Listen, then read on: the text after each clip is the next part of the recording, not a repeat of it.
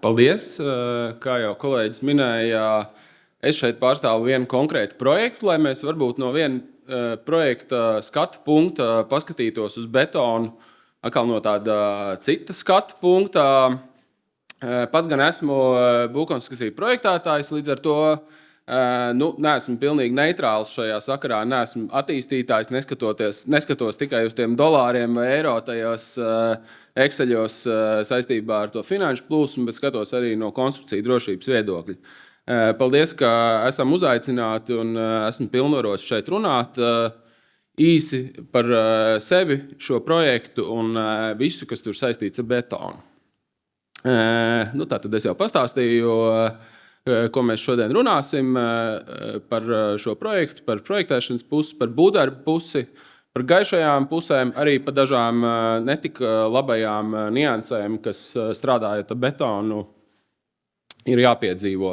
Tātad mēs paši, kā jūs redzat, šajās bildītēs no projektētāja viedokļa esam pilnīgi neitrāls projektēšanas birojs un strādājam ļoti plaša veida projektiem, kā augšējā kreisā pusē redzamo Verdes projektu, kas ir ļoti betona intensīvs un nav varbūt no CO2 viedokļa pats labākais paraugs, tā absolūtākā rekonstrukcija ar nesošiem koku pārseguma paneļiem Rīgas cirkā.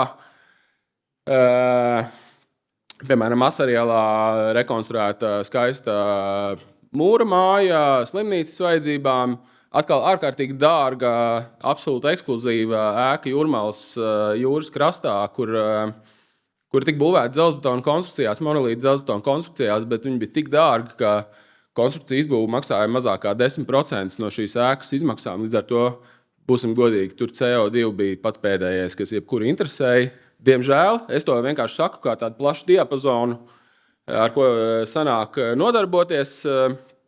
Pašlaik mums tas gods arī ar tā skaitā šeit klātesošajiem strādāt pie Rīgas Svētā Pētera baznīcas pārbūves projektu, un tur savukārt tā taktika ir darīt pēc iespējas maz, gan lai nesabojātu šo vēsturisko mantojumu, gan lai pie reizes arī maz darīt ir viens no vislabākajiem variantiem, kā nenodarīt pāri videi.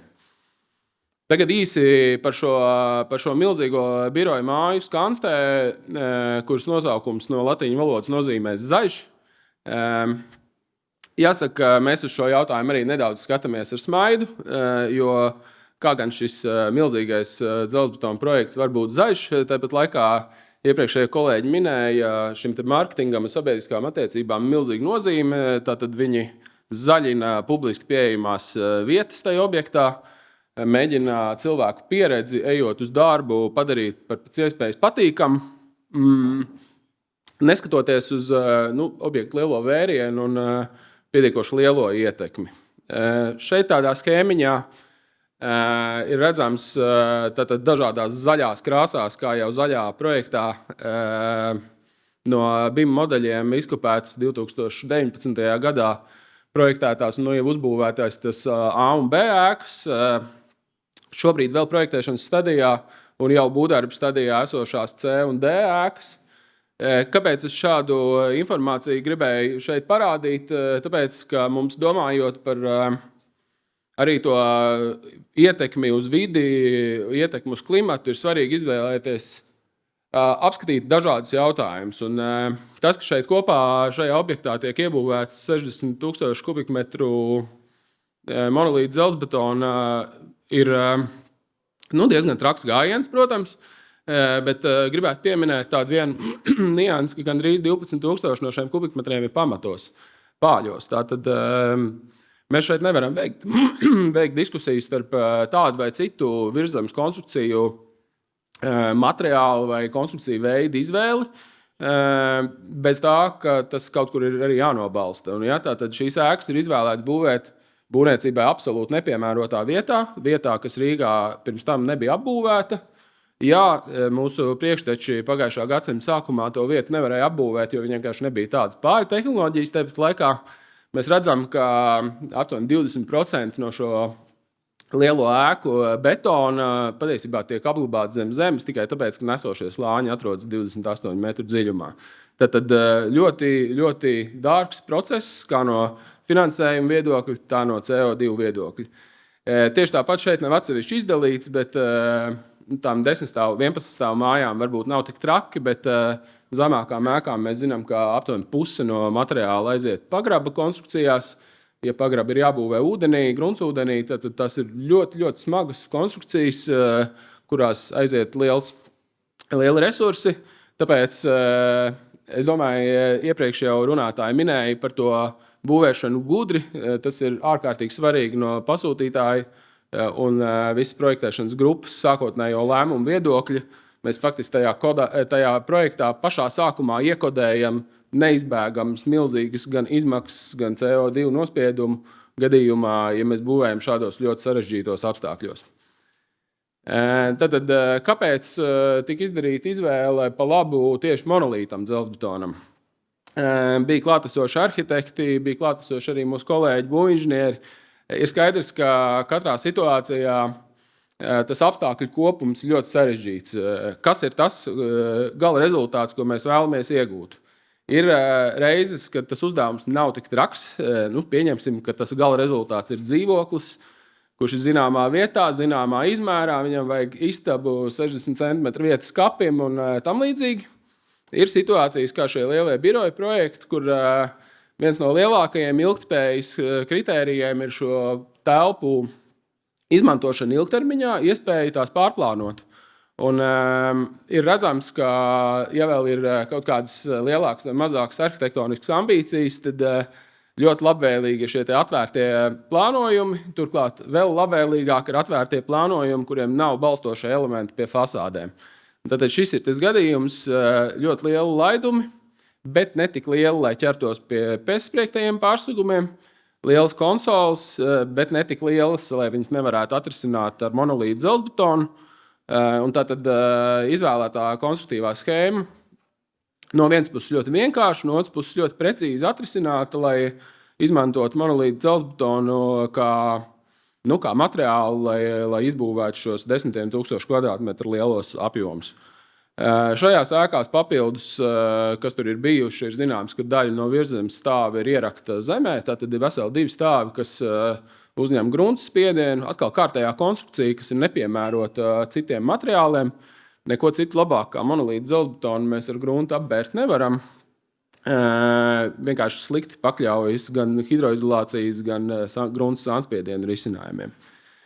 Tāpat nav mazsvarīgi arī Didriksona kungs pieminēja šī betona estētika interjeros un kas ar šo objektu notiek pēc tam. Un šeit ir piemēri gan no būvniecības, gan no eksploatācijas laika, ka šīs monolīta dzelzbetona konstrukcijas daudz ieskatā ir skaistas, kā būvdarba laikā, tā lietošanas laikā. Šis ir viens no augšējo stāvu birojiem pilnā iekārtojumā pēc dizaineru darba, un mēs zinām, ka dizaineri nekautrēsies pielipināt dārgas lampas vai mēbeles, ja viņiem tas liksies skaisti, bet mēs redzam, ka vienā smalkā datoru nozars, IT nozars birojā ir atstātas eksponētas dzelzbetona konstrukcijas, kā kolonas, tā kapiteļi un pārsegumi. Šis ir, ja nekļūdos, 2. stāvā koplietošanas birojas, kurā arī viņi ir beigās eksponējuši dzelzbetonu, tikai izdomājuši to kolonu metrīgo nokrāsot zaļu. Nezinu, kāpēc viņi tā ir darījuši, bet tāds ir tas rezultāts. Pašlaik jau būvdarba stadijā ir blakus vēl 2 ēkas, kā jūs redzējāt tajā bildē, un šeit tas jautājums visai projektēšanas grupai un attīstītājiem tika uzdots pa jaunu.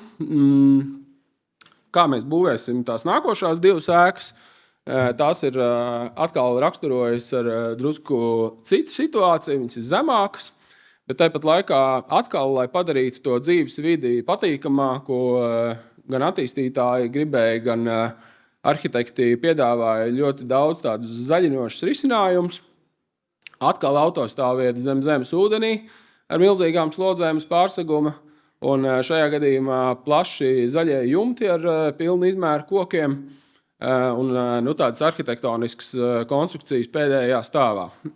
Sarežģīts uzdevums mums vai jebkuriem iesaistītajiem, lai noskaidrotu, kā to jautājumu risināt. Vēl šeit gribēju piebilst, izmantot iespēju, kā teikt, pareklamēt un pieminēt jaunos vispārīgos būvnoteikumus, kas tiešā veidā neko nemaina, bet maina diezgan būtiski. Šis objekts tiek pašlaik jau būvēts, bet nav līdz galam vēl uzprojektēts. Šeit tiek izmantot iespēju projektēt pa stadijām.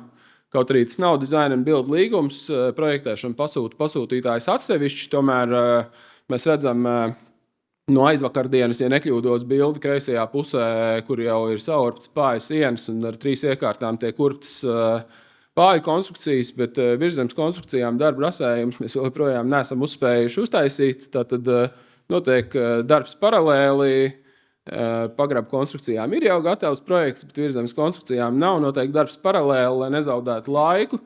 Un, ja es nekļūdos, 4 vai 5 mēnešu laikā kopš projektēšanas uzsākšanas tika saskaņoti tehniskā projekta materiāli, būvvaldē tika iegūta ekspertīze un tika uzsākta pāļu darbi. Tātad ļoti augsts temps arī bez design and build līgumiem. Tātad šajās 2 ēkās tika faktiski tiešā veidā salīdzināts 2 veidu konstruktīvās schēmas, mēģinājumi šo jautājumu risināt ar saliekamo dzelzbetonu vai ar monolītu dzelzbetonu. Viens cits kantors izstrādāja priekšlikumu lietojot tās zaļās sijas, kas ir nokrāsotas zaļā krāsā, jūs ziniet, par ko es runāju, un saliekamā dzelzbetona pārseguma paneļus.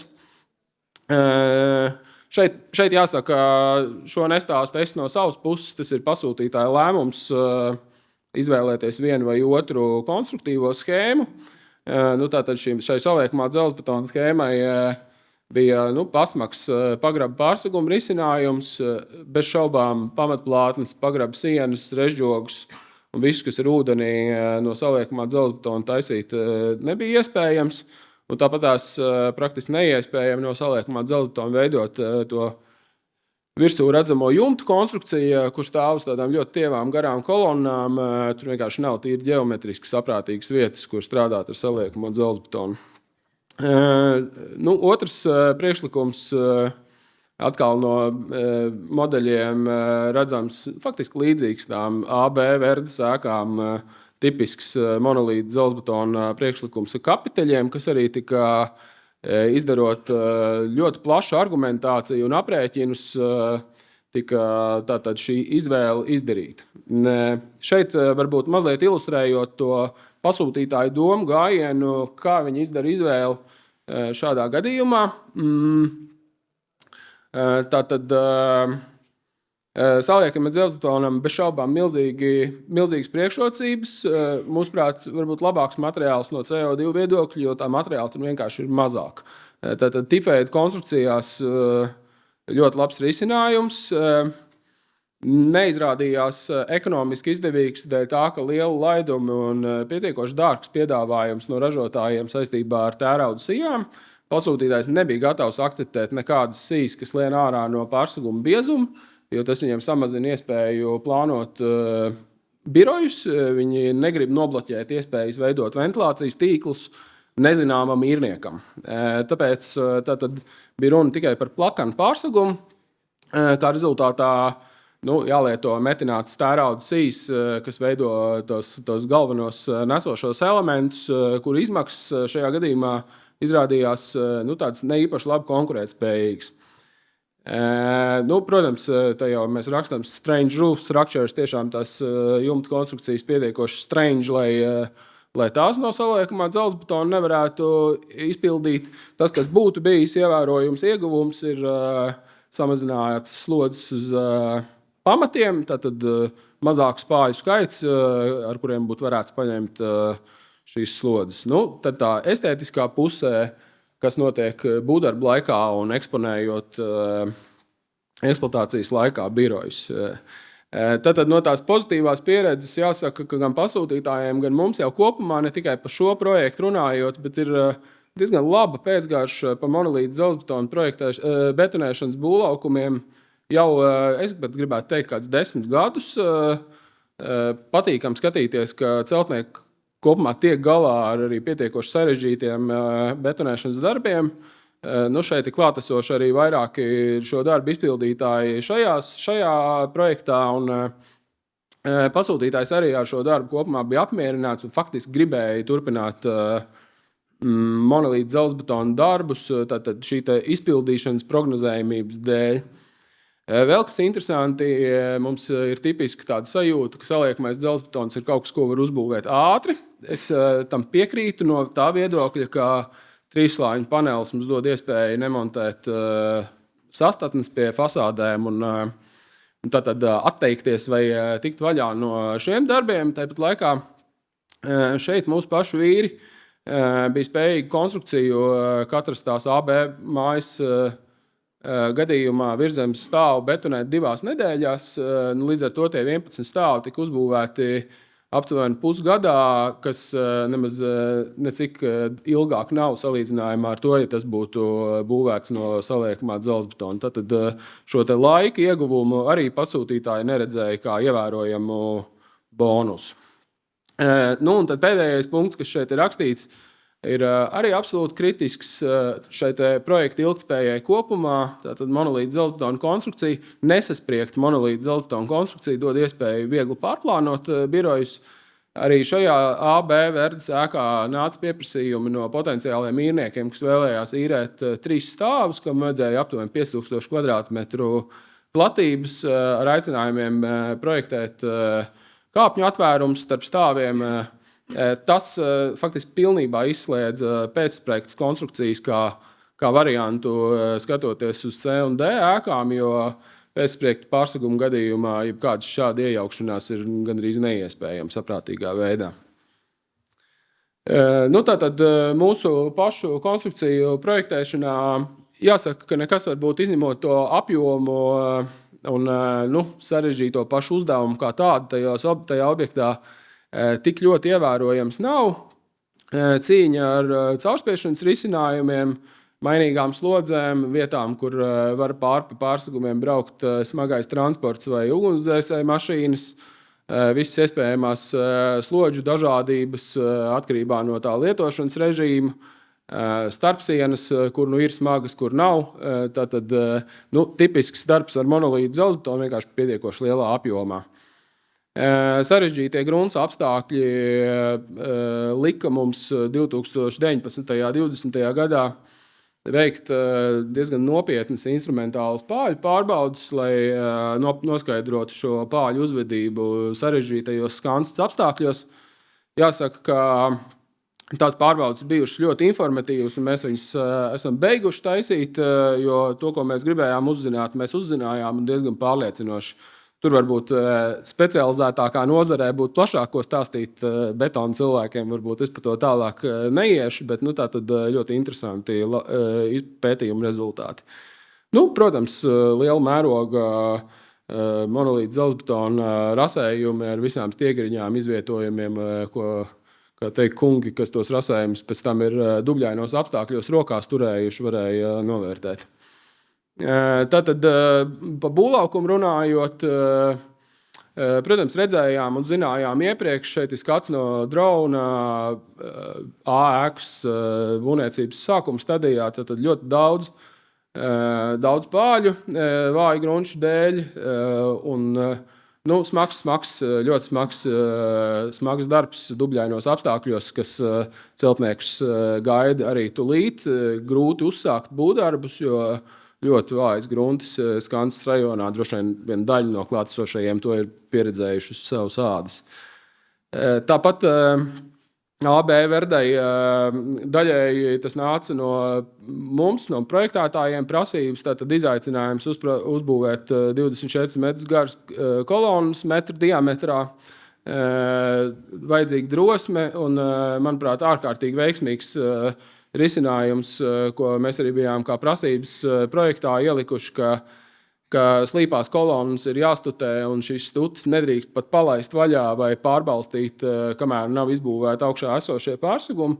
Tātad tika veidņi būvēti no segmentētiem gabaliņiem un šie mazie segmentiņi, kurus gan celtniekiem nācās nopirkt, un viņiem, es saprotu, viņus joprojām ir noliktavā tie mazie gredzentiņi, bet tātad šie nelielie gredzentiņi būvdarbu laikā netika izkustināti, viņi gaidīja brīdi, kad tiks uzbūvēta augstāk esošā konstrukcija pilnībā, kad tos stutus varēja laist vaļā.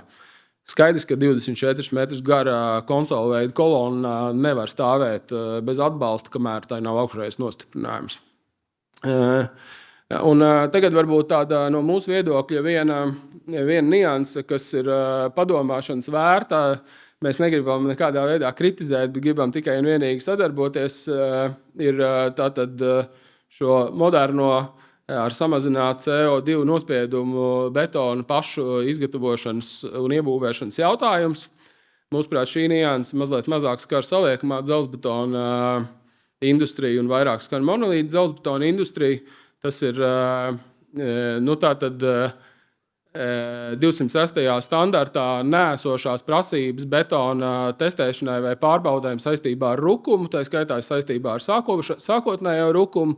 Kā rezultātā ar saprātīgiem, nevardarbīgiem līdzekļiem nav iespējams izspiest no ražotājiem, no betona ražotājiem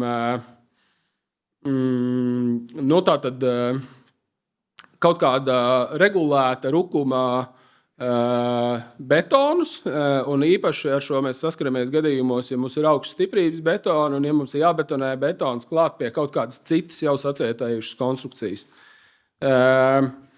Gan iepriekšējā, gan jaunajā 2. Eirokodā pa dzelzbetona konstrukcijām šis jautājums ir aprakstīts. Vecajā viņi to sauc par autogenos, jeb autogēno rukumu, jaunajā pa basic, nezinu, kā tas ir pamatrukums vai kā. Šeit noteikti kāds 100 cilvēki, kas par to zina daudz vairāk nekā es.